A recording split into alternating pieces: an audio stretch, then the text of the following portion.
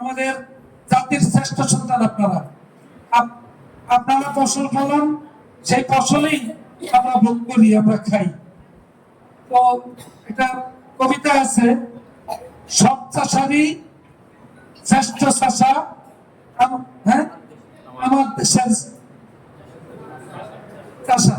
আমি ভুলে গেছি, অনেক আগে পড়ছি। তো আসলেই যদি কৃষকরা কৃষিকাজ ছেড়ে দেয়, তাহলে আজকের যে 60 টাকার চাউল 300 টাকায় কিনে খাইতেও আমরা হয়তো পাবো না। এজন্য কৃষকরাই সকল রাজার সেরা রাজা। আজকের এই পাটনার ফিল্ড স্কুলের অংশগ্রহণকারী সকলকে বাংলাদেশ জাতীয়তাবাদী দল বিএনপির পক্ষ থেকে শুভেচ্ছা ও অভিনন্দন জানাচ্ছি।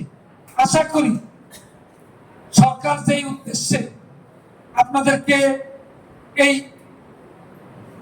সুযোগ সুবিধাটা দিচ্ছে, সেই উদ্দেশ্যটা অত্যন্ত সফলভাবেই সমাপ্ত করবেন আপনারা, এটা আমাদের প্রত্যাশা।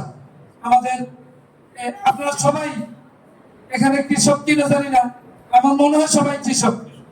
সুতরাং এই কৃষক পর্যায়ে আপনাদের এখান থেকে যা আপনারা শিখবেন, যা জানবেন, সেটা কৃষক পর্যায়ে সকলকে জানিয়ে দেওয়ার জন্য আমি উদাত্ত আহ্বান রেখে আজকের অনুষ্ঠানের শুভ উদ্বোধন ঘোষণা করে বক্তব্য শেষ করছি।